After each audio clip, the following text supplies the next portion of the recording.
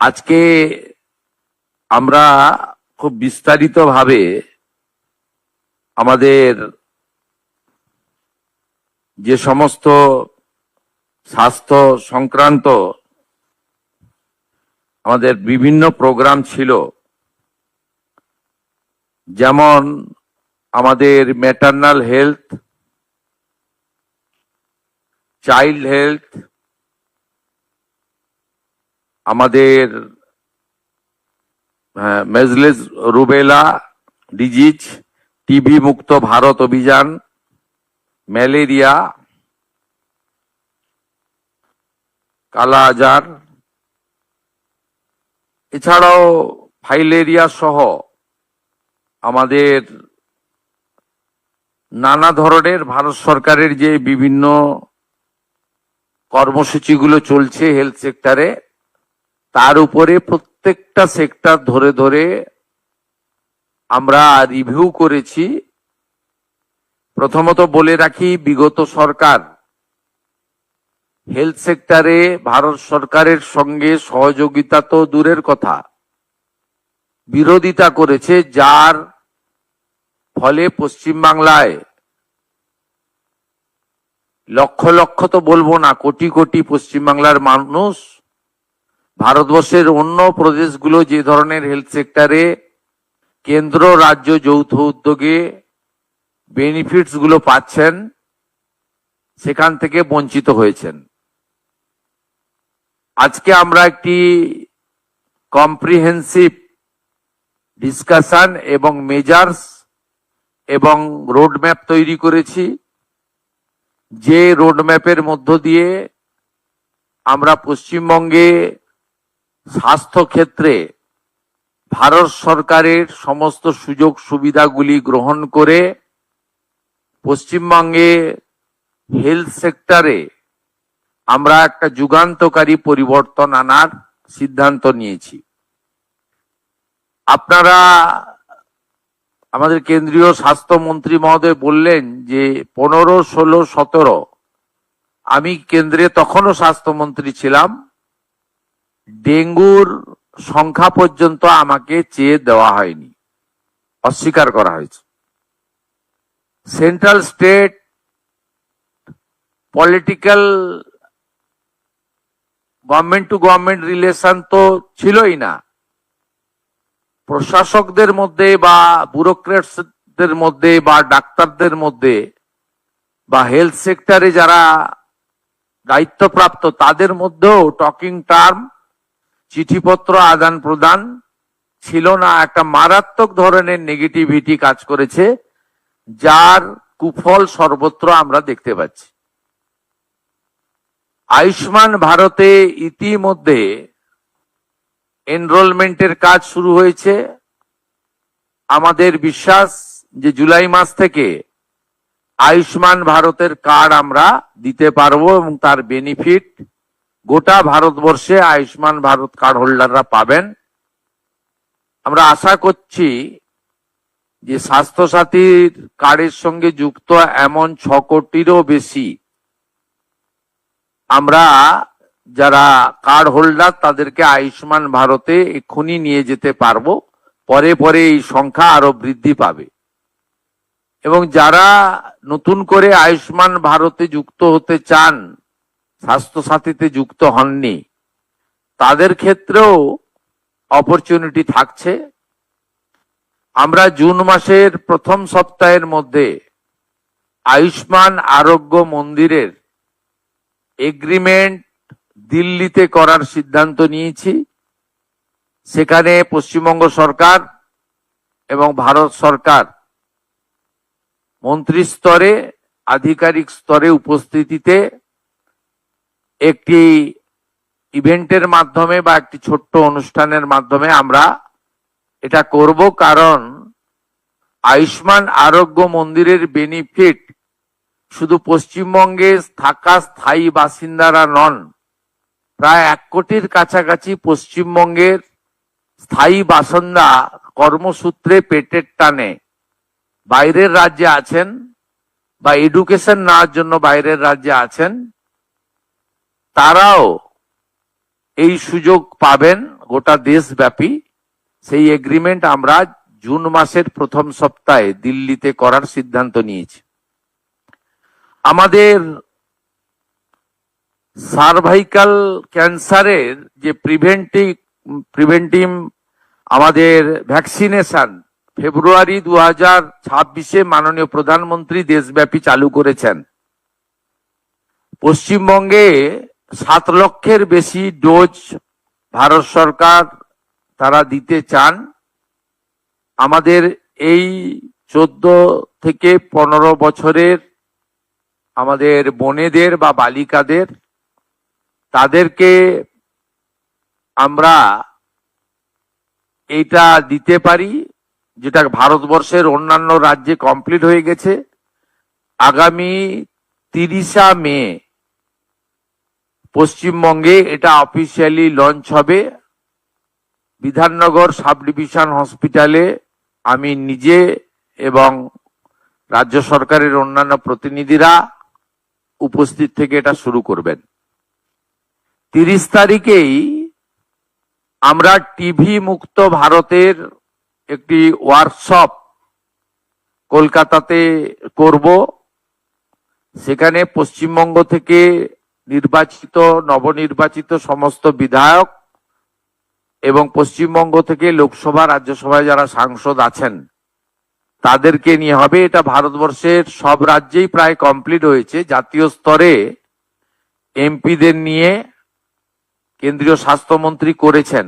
এই একটা উদ্যোগ আমরা এখানে নিয়েছি।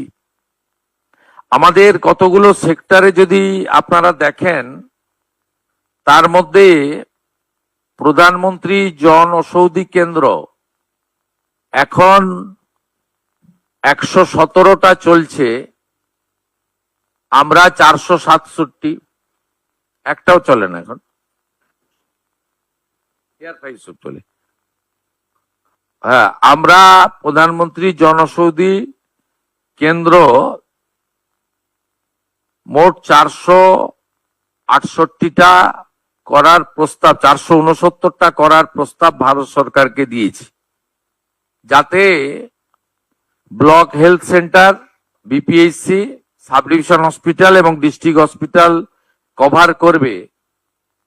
একজনের পরিবারে যদি মাসে ডায়াবেটিস থেকে হাইপার টেনশন থেকে শুরু করে ধরুন 2000 টাকার ওষুধ লাগে, এই 469টি সরকার নিয়ন্ত্রিত প্রধানমন্ত্রী জনঔষধি যোজনার সেন্টার চালু হলে এটা ধরে নিতে পারেন অ্যাপ্রক্স 200 টাকায় পৌঁছে যাবে।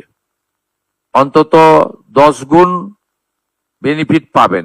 এর সাথে অমৃত প্রকল্পে 50 থেকে 80% ছাড়ে ওষুধ, দুরারোগ্য ব্যাধির ওষুধ বিতরণ কেন্দ্র আমরা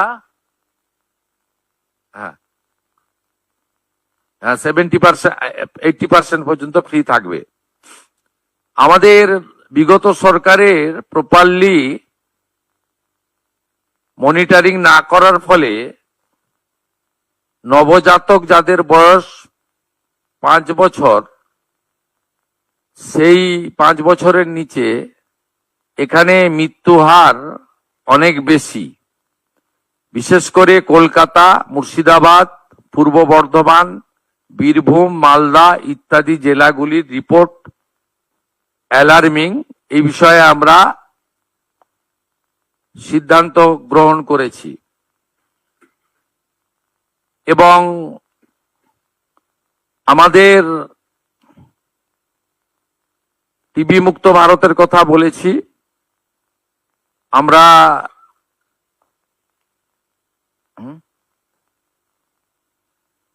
ঠিক আছে,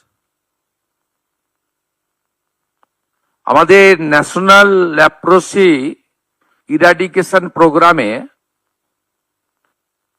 দেশের তুলনায় আমাদের রাজ্যের অবস্থা মোটেই ভালো নয়। আমাদের 7টা ডিস্ট্রিক্ট আছে যেখানে এই রেট জাতীয় গড়ের থেকে অনেক হাই। বীরভূম, বাঁকুড়া, বীরভূম, ঝাড়গ্রাম, কলকাতা, পশ্চিম বর্ধমান, পুরুলিয়া, উত্তর দিনাজপুর, এই জায়গাগুলোতে বিশেষ জোর দেওয়ার সিদ্ধান্ত আমাদের এখানে আমরা করতে পেরেছি। পশ্চিমবঙ্গে হেলথ সেক্টরে ডক্টর, নার্স এবং অন্যান্য ক্ষেত্রে এখানেও স্যাংশন পোস্টের তুলনায় রিক্রুটমেন্ট মাত্র 53%। এটাও আমরা দ্রুততার সঙ্গে আগামী 3 মাসের মধ্যে রিক্রুটমেন্ট পলিসিতে স্বচ্ছতা এনে আমরা মাত্র 53% অ্যাচিভমেন্ট আছে, এটাও জাতীয় গড়ের থেকে অনেক নিচে, যেখানে 98% প্রায় জাতীয় গড়। পশ্চিমবঙ্গে এই হেলথ সেক্টরে রিক্রুটমেন্ট বিভিন্ন সেন্ট্রাল প্রজেক্টে, সেন্ট্রাল মানে স্পন্সর প্রজেক্ট বা আমাদের স্টেট সেন্ট্রালের যৌথ প্রজেক্টে 53% মাত্র হয়েছে, সেটাও আমরা কথা বলেছি। ন্যাশনাল কোয়ালিটি অ্যাসুরেন্স স্ট্যান্ডার্ডেও আমরা দেশের মধ্যে অনেক পিছিয়ে, 56.68। এটাও 100% অ্যাচিভ করার লক্ষ্য আমরা নিয়েছি এই ফাইন্যান্সিয়াল ইয়ারে, কারণ এটা একটু টাইম টেকেন রয়েছে। এর বাইরে আমাদের আজকে পশ্চিমবঙ্গবাসীর জন্য অত্যন্ত খুশির খবর, ন্যাশনাল হেলথ মিশন NHM ভারত সরকার 2103 কোটি টাকা আমাদেরকে স্যাংশন দিলেন এই ফাইন্যান্সিয়াল ইয়ারে। আজকে তার 1/4 500 কোটি টাকা আজকে এই মুহূর্তে ভারত সরকার আমাদেরকে ট্রান্সফার করলেন। আমরা এই মুহূর্তে 2103 কোটি টাকার মধ্যে আমরা 500 কোটি টাকা পেলাম। আমরা মাননীয় মন্ত্রী জগৎ প্রকাশ নাড্ডাকে 23-24, 24-25 অর্থবর্ষে আমাদের যে অর্থ বিগত সরকার নেয়নি সেই অর্থের জন্য বিশেষ অনুরোধ করেছিলাম। তিনি বলেছেন যে ইউটিলাইজেশন সার্টিফিকেট 21-22 তারা পাননি।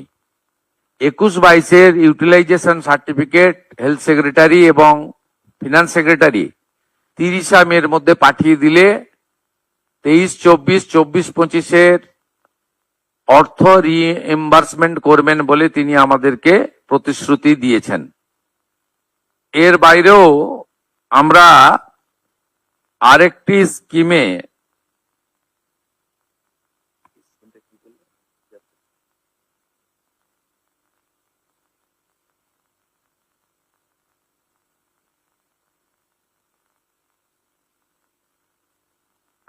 ওই আয়ুষ্মান ভারতে যে সেন্ট্রাল শেয়ার এই বর্ষে 976 কোটি টাকা বরাদ্দ দিয়েছেন আয়ুষ্মান ভারতে।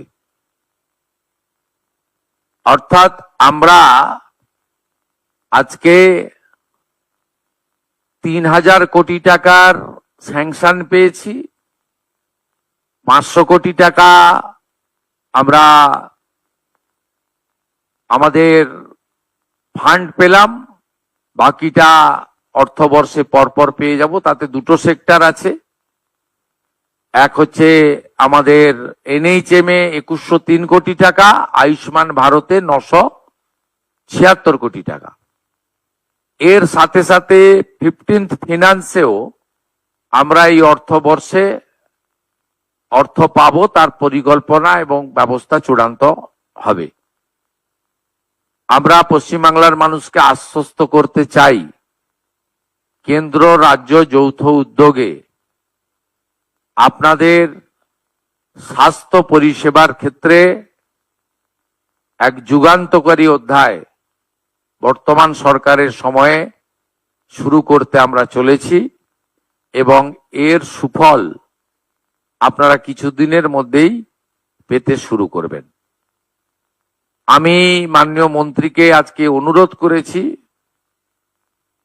আমরা লিখিত প্রপোজাল পাঠাবো। মাননীয় প্রধানমন্ত্রীর স্বপ্নের যে প্রকল্প, প্রত্যেক জেলায় একটি করে মেডিকেল কলেজ, পশ্চিমবঙ্গের 3টি প্রশাসনিক জেলায় মেডিকেল কলেজ তৈরি হয়নি, আলিপুরদুয়ারে, কালিম্পংয়ে এবং দক্ষিণ দিনাজপুরে, আসানসোল, পশ্চিম বর্ধমানে। এই 4টি জেলায় হয়নি। এই 4টি জেলার জন্য প্রয়োজনীয় জমি সহ প্রস্তাব আকারে ভারত সরকারকে আমরা পাঠাবো। আর উত্তরবঙ্গের এইমসের জন্য আমরা প্রস্তাব ওখানকার এমএলএ এমপিদের সঙ্গে কথা বলে দ্রুততার সঙ্গে ভারত সরকারের কাছে পাঠাবো, এটা আমি উল্লেখ করেছি। মাননীয় কেন্দ্রীয় মন্ত্রী এক কথায় তিনি বলেছেন, পশ্চিমবঙ্গে নবনির্মাণের ক্ষেত্রে বিশেষ করে হেলথ সেক্টরে অর্থ কোনো সমস্যা হবে না এবং তিনি অতি দ্রুত 3টে টিম পাঠাচ্ছেন।